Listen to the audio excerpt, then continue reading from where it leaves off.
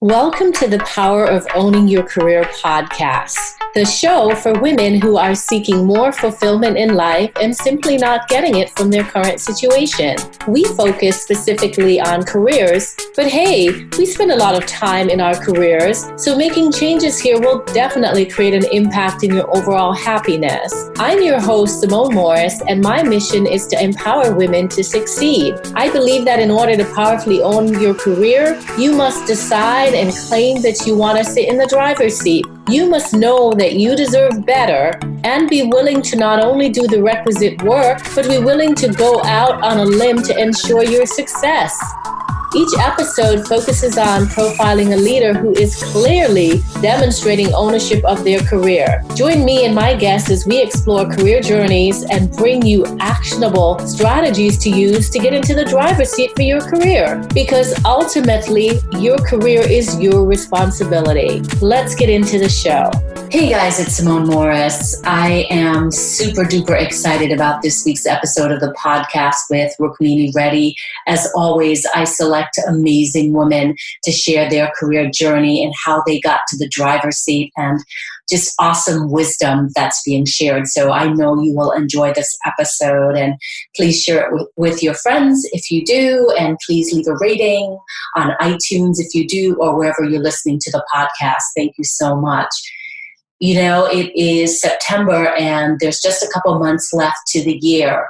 And at the beginning of the year, I said to myself, it's going to be an epic year. So on my side, I'm doing lots of things to make sure I end 2019 just in an epic way. And I want to help other people do the same. So what I've done is I've created a career breakthrough program. And it's really to put you in the driver's seat, because I know it's tough to get to the driver's seat. Honestly, it took me a very long time to get there. But I want to help you get there based on my learnings, my education, my expertise as a career coach.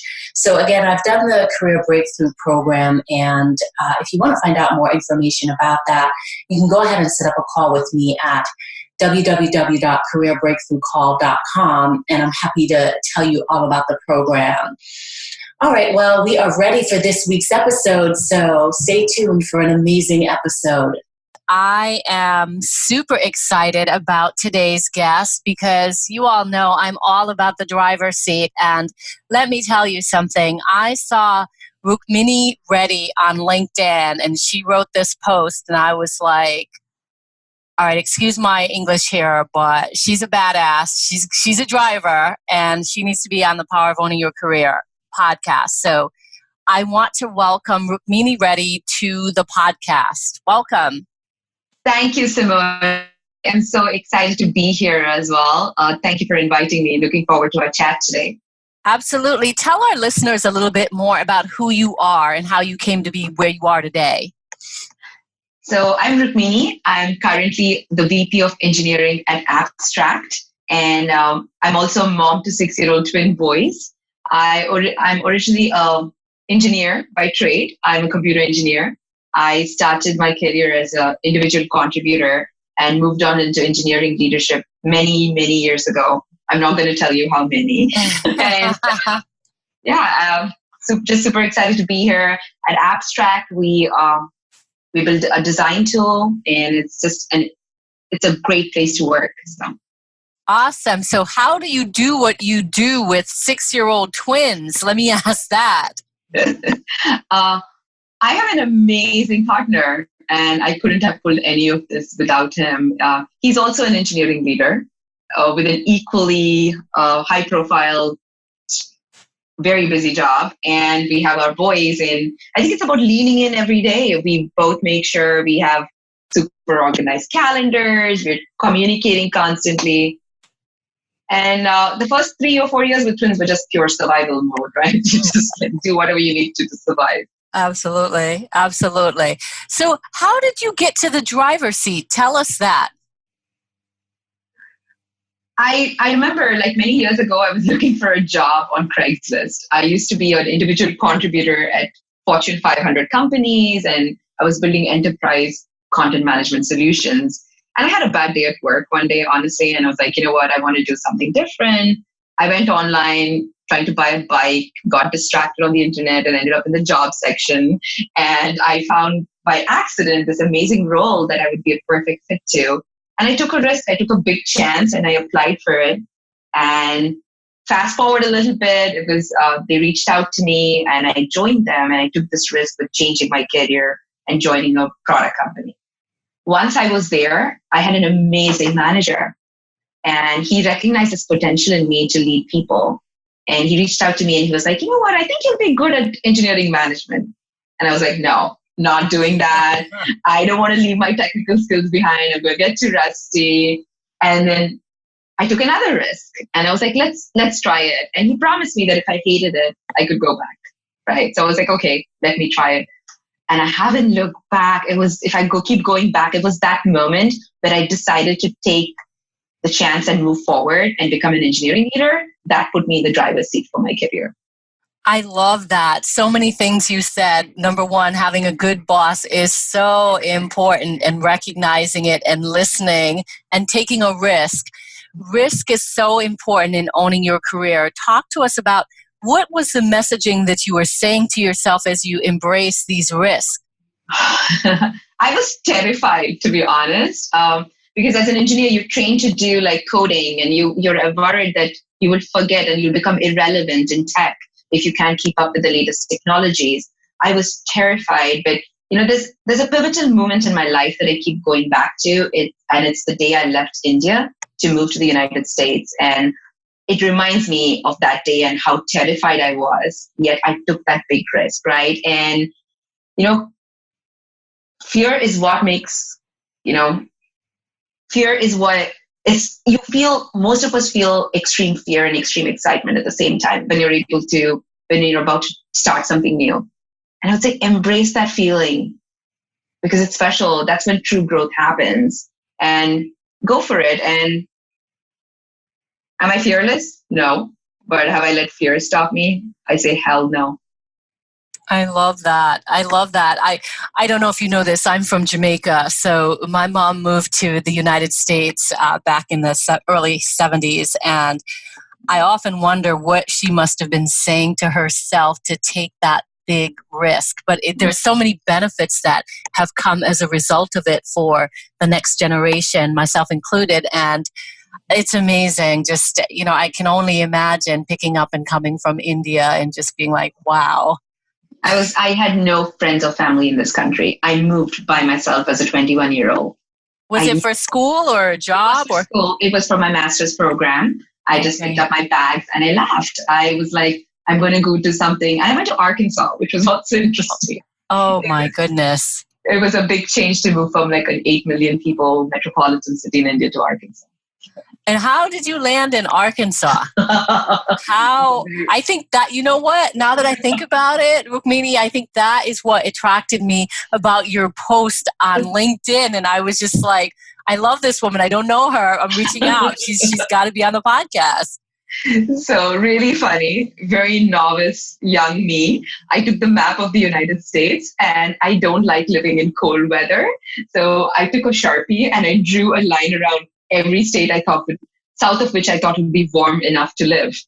Okay. And when I did that, Arkansas made the cut because I thought it was closer to the south and it's going to be warm. And it was one of the few places I could afford a tuition for because my parents were helping me out originally and it was a lot of money. So I took the leap of faith and I came here. And I remember back on my first day of orientation, they handed me a pamphlet that said winter in Arkansas. Nice. And I was like, who said winter? Did I hear the word winter?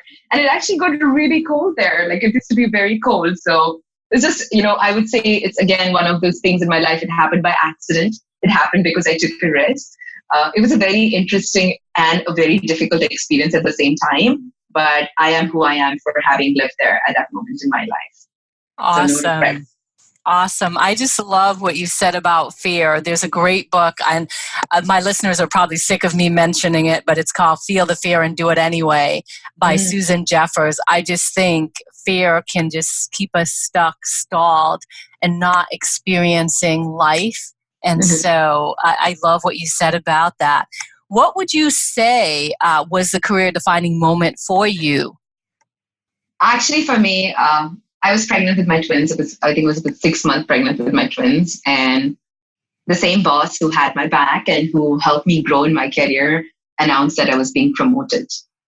And that moment for me was that what defined my career, right? I don't know how many women, how we can say this, that we were promoted when we were pregnant. And when I was pregnant with twins, I was visibly pregnant, because I was not trying to hide anything there. And I knew that I had arrived, that it didn't matter that I was going to take time off work and that I had worked so hard for so long that I now own my career and that I didn't owe anybody anything. And this is who I am. I'm an engineering leader and I can do it. And if you ask me, I think our first question was, how do you do it? It's that belief in myself and knowing who I am and going full out. That is the moment it occurred to me. That's amazing. I think, I don't know if your organization puts you on like a poster to say, we are progressive, we are promoting women who are pregnant, which is a pretty big deal, right? So congratulations and kudos to them on making that move. Did you incidentally take all your maternity time? Actually, I did not. I was wondering if you felt like you needed to come back earlier because of this promotion. No, that it's not because of the promotion. It's because I lost my mind with twins. Oh. Like, honestly, work is so much easier than it is being a parent. So kudos to all the stay-at-home parents because I believe they are amazing and I couldn't pull it off. I had forgotten basic math a few weeks after I had given birth to my boys, and I chose honestly to just do the minimum required for medically recovering from it, because I felt I was a better mother for going to work and I could be my best self for my boys. So it was a decision I made for my family. And again, no regrets. I think it was the right time. So I took just about the 8 weeks and I went back to work. Okay. Awesome. Thank you for sharing that. I mean, something does happen to us when we become parents. Honestly, I know exactly what you're talking about. And it's the lack of sleep that we're not prepared for. Yeah, it's a completely, especially if you're a type A personality and there's lots of things that are outside of your control and pretty tough. So I get it. So talk to us about what you would say the formula is for successfully owning your career. Dream big, and work really hard. I think this has been my mantra. I about 8 years old in India, and I was stuck in this needlepoint class, which I hated. And it was really bad at it, to be honest. And I remember a teacher walking in and saying, hey, we're opening a computer lab where we're going to teach you girls how to code logo. And I just jumped out of my seat because I wanted to get out of needlepoint, to be honest. That was my motivation. And I did. And I taught myself how to code. And I fell in love with it. And I did it years after year. Opportunities opened up for me because I was working. And the journey's not been straightforward. Can I get you to just repeat what you just said because it cut out? So I want to make sure we get what you said. Dream big and work really hard. I was, I think, 8 years old when I was stuck in a needlepoint class in my convent in India, and I hated it. And I was so bad at it. I'm still awful at it today. And I remember a teacher walking in and saying, hey, we're opening up a new computer lab for you girls, and we're going to teach you logo. I must have jumped out of my seat out of excitement because I wanted to get out of needlepoint. So I did.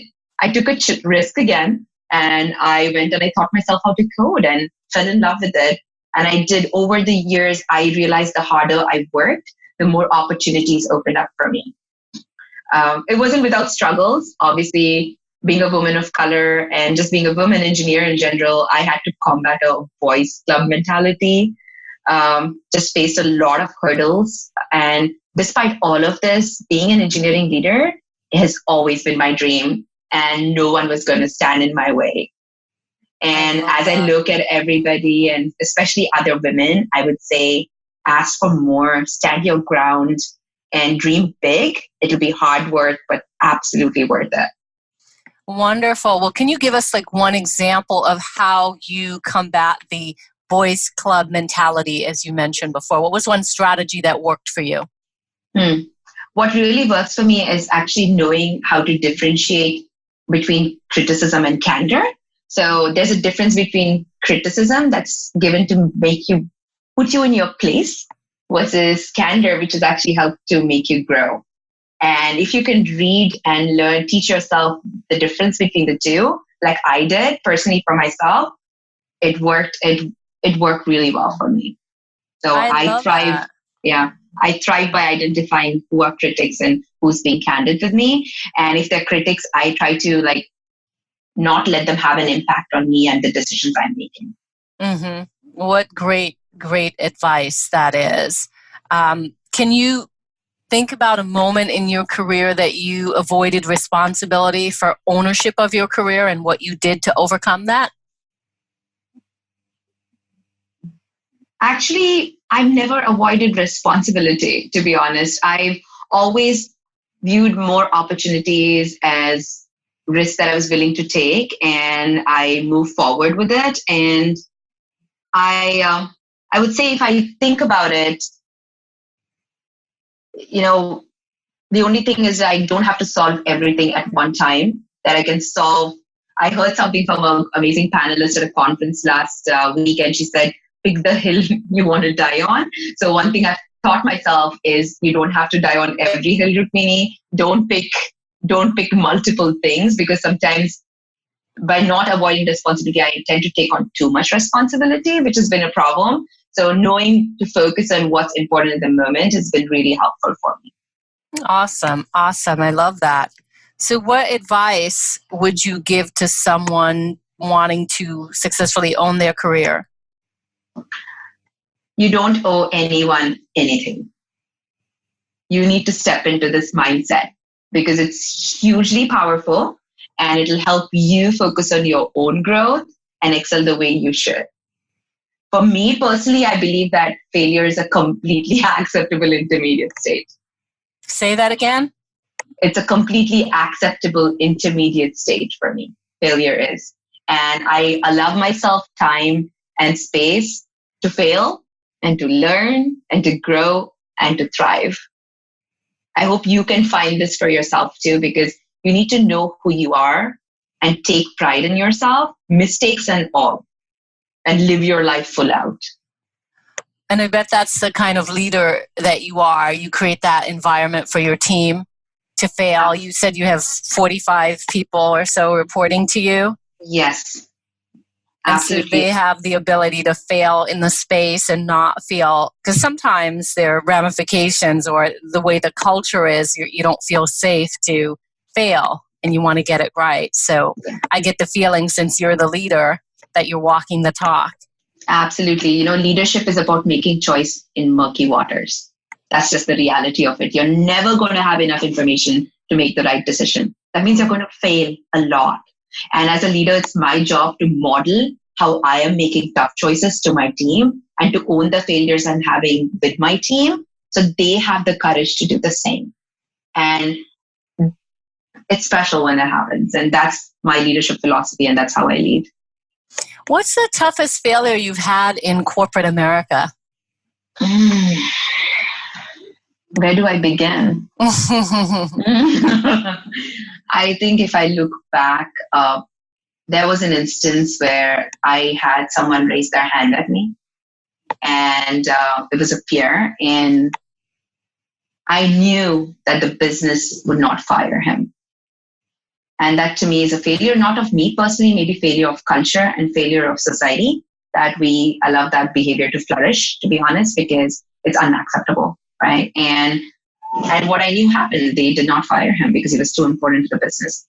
So it was a failure, but again, I didn't let that failure take away my power or take away my, my spark or my creativity. I just decided to focus on things that matter to me and the decisions that matter to me. And I just redirected myself. But yeah, that was quite tough. It was a tough one to get out of, and I will work on that. Sounds like it. Yeah.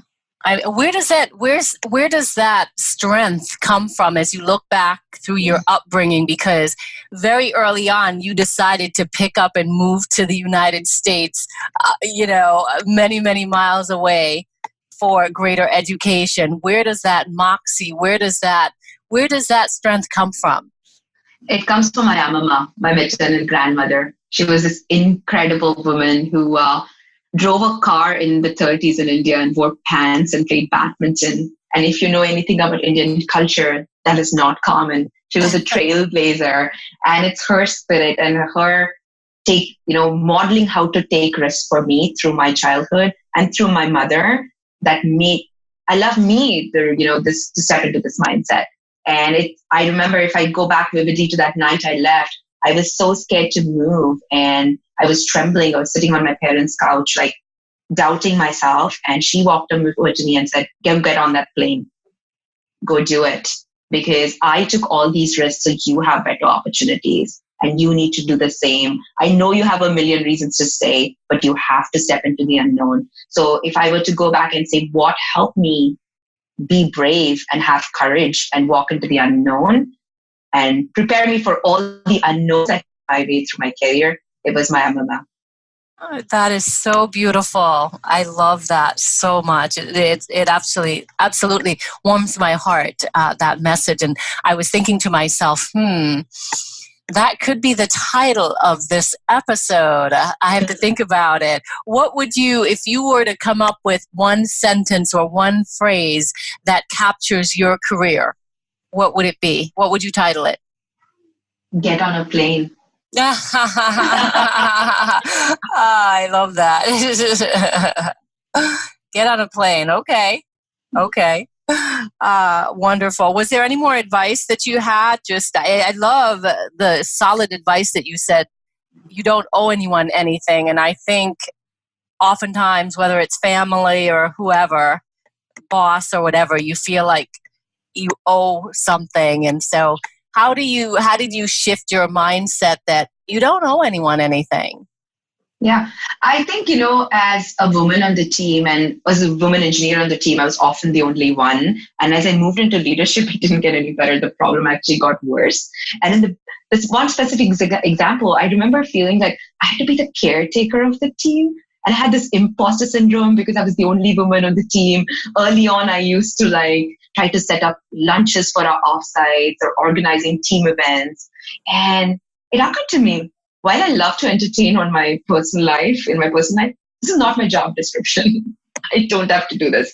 And stepping into that mindset and realizing that I don't have to be the caretaker of the team allowed me to be seen as an equal member of the team, and that I didn't owe anybody anything. And that's incredibly powerful. And I think I would encourage all women to see if they are naturally, being inclined to do such things. I would ask them to do the same thing, ask yourself that question, if this is what you want to do. And I would encourage all the men on the team to say, if you see women taking on these caretaking roles, help them saying, you don't have to do this. This is not your job. So wonderful. I love that you flipped it and said, hey, men, allies or whatever, this is what you could do to support us on this journey. Absolutely. Yes, we're all in this together.